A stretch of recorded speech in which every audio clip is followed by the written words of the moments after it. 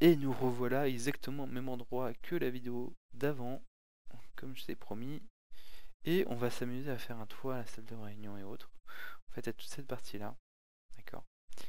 Donc, ce qu'on va faire, c'est que le niveau du mur, ici, tout ce mur-là, là, il est sans contrainte, mais on va mettre bien la contrainte, qui est la contrainte du niveau 1, qui va être appliquée. Ici, on va plus mettre la contrainte du niveau 1, mais la contrainte qu'on va définir comme étant la contrainte, on va mettre sans contrainte, et qu'on va définir à 2,75 mètres. Non, pas 2,15, 2,75. Voilà, avec un 7 c'est mieux. 2,75, simplement parce qu'on va mettre le plafond, d'accord. Donc en fait, en fait, en fait, un truc tout bête, le plafond c'est des faux plafonds, hein. Faut pas croire que c'est du vrai plafond, c'est du faux plafond.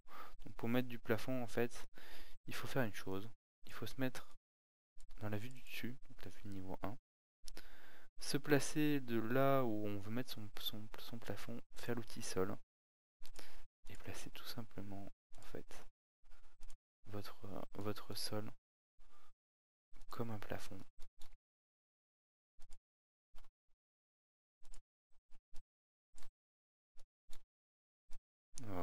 Voilà. Et quand vous aurez défini bien, voilà, je définis bien parce que je ne veux pas qu'il beuille. Voilà. Quand vous aurez bien défini votre surface, vous définissez ce que vous voulez comme plafond, en fait.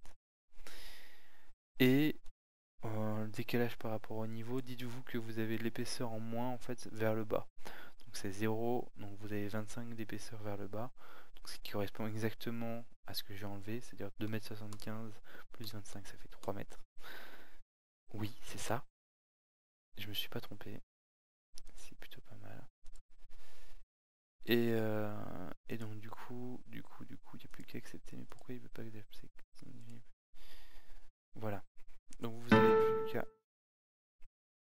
annuler. Non, je veux pas une nouvelle nomenclature, je voudrais que tu acceptes mon plan. Ok. Structure A. Oui. Oui. Toc toc toc. Oui, c'est bien.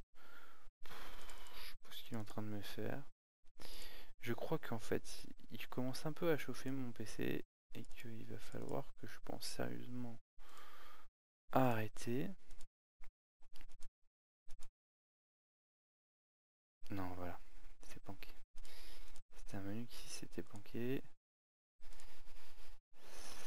Voilà.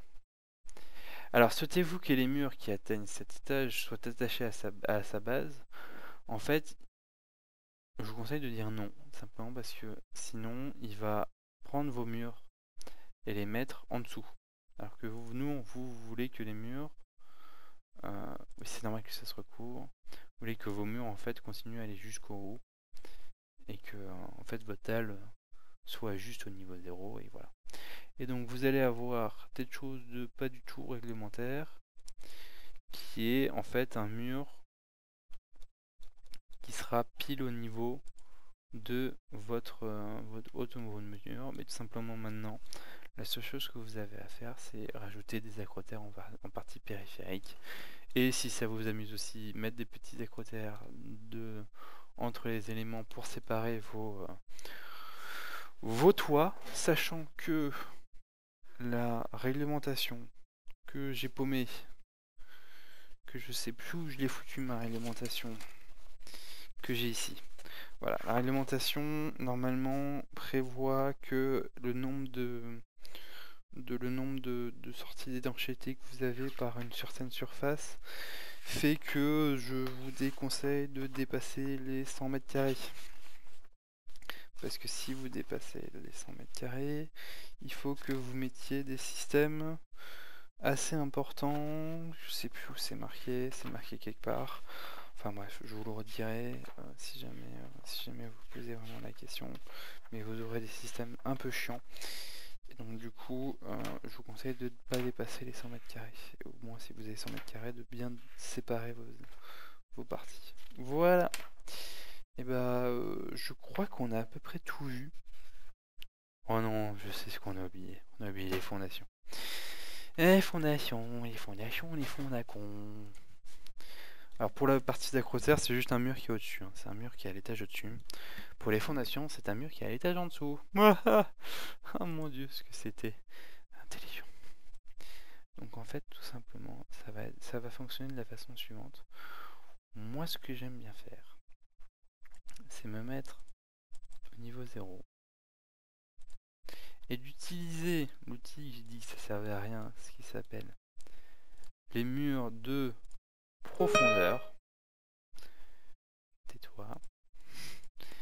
Que vous comptez que votre hauteur de comment dire de fondation va être d'une certaine hauteur. Donc par exemple, on va dire que vous allez faire des fondations, des semelles qui feront 30 de haut.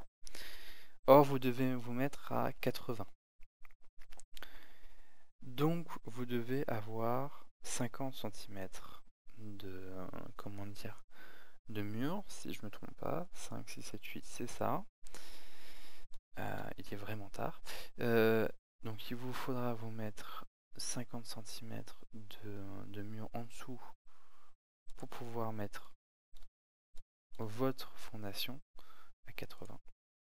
Voilà, vous avez créé votre mur, il est en dessous.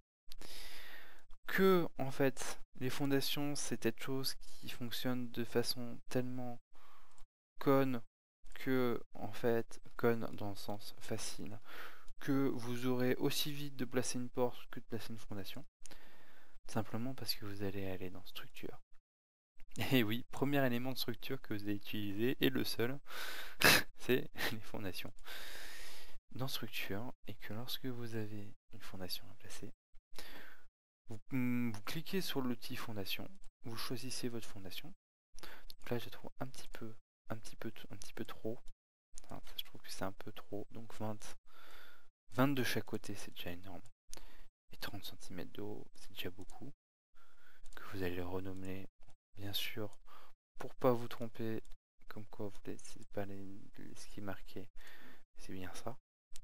20, 30, 30. Que vous allez appliquer. Et vous cliquez sur le mur. Et vous avez votre fondation qui se crée toute seule. Voilà. C'est terriblement difficile. Donc voilà. Et pour pas que vous cherchiez comment faire un plan de fondation, parce que moi j'ai jamais trouvé, moi je me suis mis en élévation. Alors j'ai utilisé un guac, hein. C'est vraiment pas le système normal pour faire des plans de fondation sur Revit. Mais je l'ai pas trouvé. Donc ce que je fais, c'est que je vais dans Vue, que je fais une coupe complètement aléatoire ici, que je prends mon élément de coupe, que je fais une rotation de mon élément de coupe de 90 degrés vers le bas, attention, faites attention, vers le bas, et que je le place à entre ma semelle et mes dalles.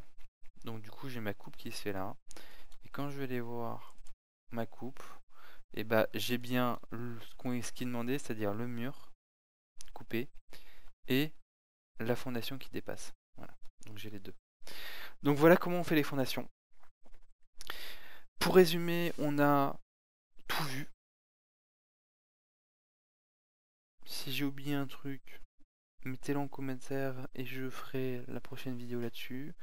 Si jamais il y a des grosses différences avec AutoCAD, avec Revit 2014 et que vous n'arriviez pas et que vous ne compreniez pas un truc ou que j'ai déjà expliqué, même si je l'ai déjà expliqué, hein, n'hésitez pas. Si jamais il y a quoi que ce soit, vous me le demandez et je referai une vidéo dessus où je répondrai directement à votre question si c'est pas nécessaire de faire une vidéo. Que je vous souhaite bien du courage parce que c'est bien chiant quand même ces plans. Et que je vous dis à bientôt, hein, pour tout le monde. Et bonne fin de journée. Allez, à plus tout le monde.